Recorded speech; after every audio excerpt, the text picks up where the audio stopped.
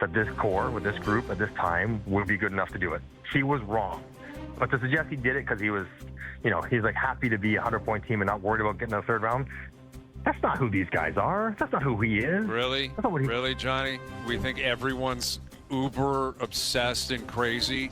I don't. I mean, paint me cynical, but I'm not. So you don't think that multiple-time Stanley Cup champion, Hall of Famer, who took this job in his hometown, was obsessed with trying to win? I think he desperately wanted to win. I think he desperately wanted to win. Okay, so what are you talking about? I think he loved his job, too. I think a lot of people love their jobs. Sure. We say it all the time. Guys are always like, oh, just trade those picks. I'll be gone by the time. Like, guys think about their keeping the job. Like, guys, that happens sometimes. Like, we cannot be, like, you cannot be that naive. You can't be naive. No. Yes, to think that, like, everyone in the league is just so upset, and I'm willing to gamble with my whole life and career to go for it, or I can take this route, and I have a great life for the next decade. Really? I don't think so, man. Yeah, I don't think that's, and I'm not saying that's 100% the case with Shanahan. And again, I think you're misinterpreting what I'm saying in a way. It's the idea that if Marner leaves and Tavares leaves, that's terrifying because they might get significantly worse and miss. And I don't know if I want to live in that world. But the opposite is I got to let them go because I got to try the other one. Right. Because I got to try to win. Right? Like I'm not saying it necessarily in the insulting manner in which maybe you're interpreting it, but I think that may happen this time. Because these guys are really good players, really good regular season players, they'll make the playoffs.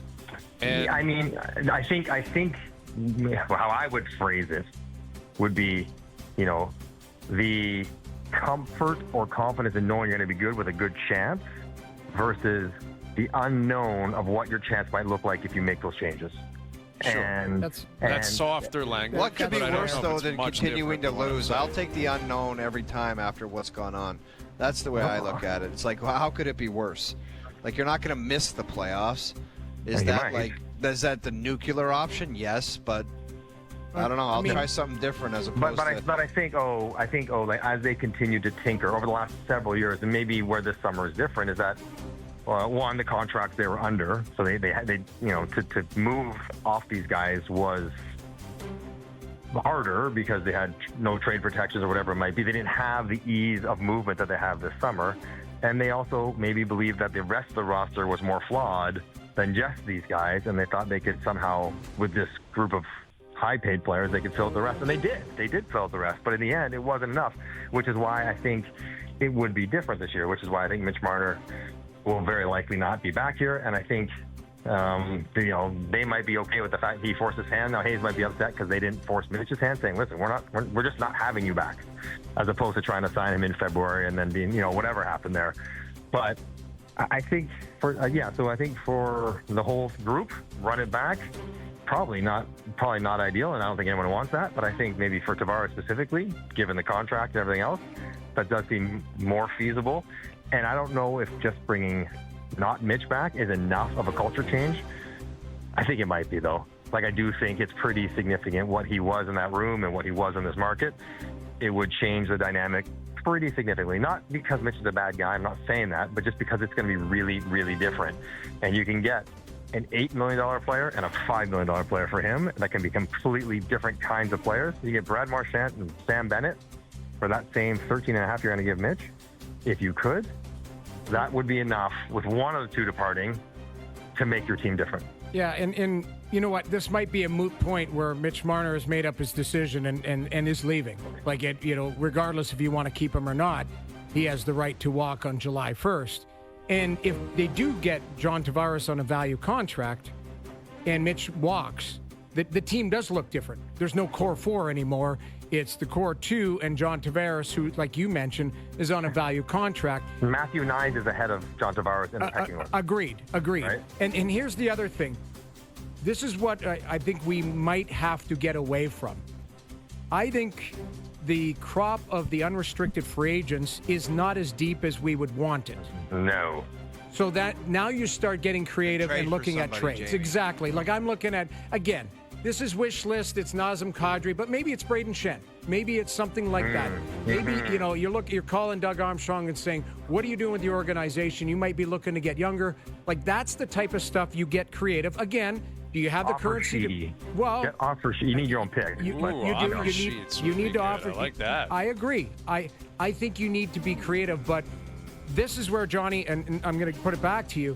This is where Brad Treliving, if he doesn't have Brendan Shanahan's vision, if they weren't aligned going into last season, now it's Brendan Shanahan's show.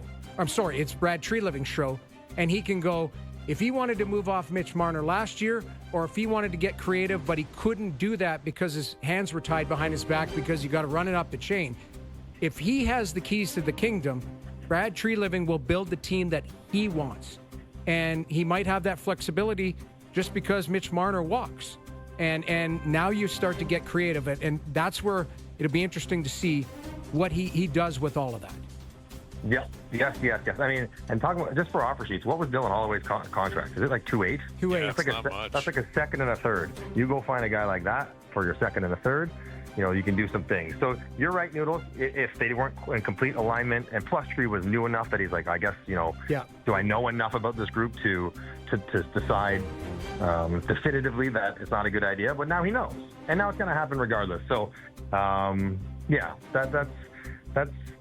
I think that's the road they go down. The only other thing, guys, I want to pull you guys. Oh, you're the general manager of the Toronto Maple Leafs. Mitch Marner's like, I'm not signing back, but I want to sign and trade. You get me 8 years, you trade me to Utah, and you get a third rounder. Like, what is the return for a sign and trade? Like a third rounder prospect, like nothing really great. Do you do that? No, I do that for him? stuff it. Well, no, I would do it because you know what? Why not take anything you can get? Let's get creative. What if that trade is to Vegas and Vegas has to dump salary? Well, for Mark Stone. Exactly. Like you start looking at exactly. So it's not just a seventh rounder or Joe from the Bridge jokes. It's a 12th rounder. It's you got to take some salary, but that might be a good $5 million player that you could bring back. Like something like that, as you talk about you get rounding William Karlsson out of Vegas for $5 million, who was a really good player. That's what I'm talking about. I'm saying you start to get creative and go, you want this player? I'll give him 8 years at whatever you're willing to pay, but I want that player in return because you're going to have to dump out. You're throwing guys overboard anyway. Right. That's where you get creative. See, guys, it's all about creativity. It's just not about yelling. It's not like the Oranges situation in Whitby where you just have to be a jerk. We're talking this thing through. I like it. I think we've established a lot. Communication is key. That's why it's a good relationship, guys. Yes. That's why it works. Yes. That's exactly right. Everything's about communication. That's the business we're in. And I think we've accomplished that this hour. I love it. All right, sign and trade to Vegas for William Karlsson. That's going to be the headline of this hour when we post it online. I've heard way worse ideas to start this interview, so not so bad. Yes. Good conclusion. Valid. You know what, though? Truthfully, I wonder if Vegas would also look at Mitch, and any player for that matter, not just Marner, and say, we're Vegas. We don't really need to give you an 8-year. Yeah. Like, if you want to come here, you can come here, but it'll be on our terms. Like that. That is one thing I am curious about. Like, the Leafs have done everything to make all these players feel so great. And they've given in on everything. There may be a reality out there where some teams are like, oh, we're not doing that. Now, Vegas haven't gone on a run for a couple of years, so what if it's 8? You wonder where they're. What if it's 8 they're at so 10? used to it. What if it's 8 at 10? Heads will explode around here, man. They will explode. If that cap hit goes backwards, it will be wild. wild scene. All right, Johnny. All right, you're back home or what? Are you still overseas? I'm back in Toronto. No, I'm back in Toronto now. It's like 11 o'clock. I'm ready to go to bed. All right. We'll catch up later in the week. We'll talk about the Stanley Cup playoffs next time we talk to you. Sounds good, guys. All right. There's Mike Johnson, our TSN hockey analyst, joining us here on the Maple Toyota Hotline. All right. Anyone else from TSN we have? Well, I'm just saying. Going to come on and we're just yell and scream. Yelling and screaming with all the boys this week. That's why I would be shocked if Brad Treliving said anything like on Thursday definitive. He just now, potentially, again, if he just had the meeting with Keith Pelly, he would have just been handed the keys to the kingdom a couple days ago. Mm-hmm. So you're trying to get grounded. The last thing you're going to go, okay, in the media on Thursday morning when CJ asks him, like, yes, I'm definitively doing this. It's like, I'm now going to sit back and assess everything and bully forward here, and I've got a month and a bit to do it. So I and be ultra creative. because he doesn't want to take a step back. And again, with respect to Mitch Marner, that's a 100-point player. Like you're gonna, if he's walking, you've got to replace that player, and also keep your captain happy. Keep in mind, 34 have been getting unbelievable passes from this guy for 9 years. Yeah. You know, yeah. that's another thing you got to think of. That's too. It's an interesting thing, like, because ultimately the dust will settle and you know, everyone will reset, and you want Matthews to be at his best, and yet, you know, there may be a challenge directed towards him from the team too. Like, sure. hey, you got to be better, man. Like that, you know, sure, Mitch isn't here, but that does, you're still getting paid a lot of money. You're the captain. Yeah. You know, You're like, okay, go find your go goals somewhere else and do different things. And we get to the playoffs, you got to play big.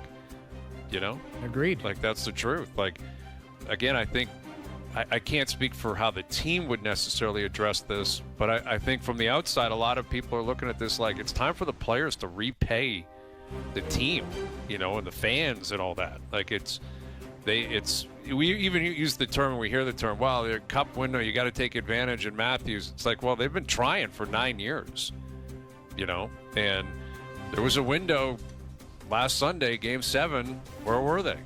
You know, they didn't get it done. They could have played better and won those games, and then there you go. You're in the window. Yeah, that's another thing that's not really discussed. Like, these guys have the biggest window of all time in pro sports. Some teams get, like, their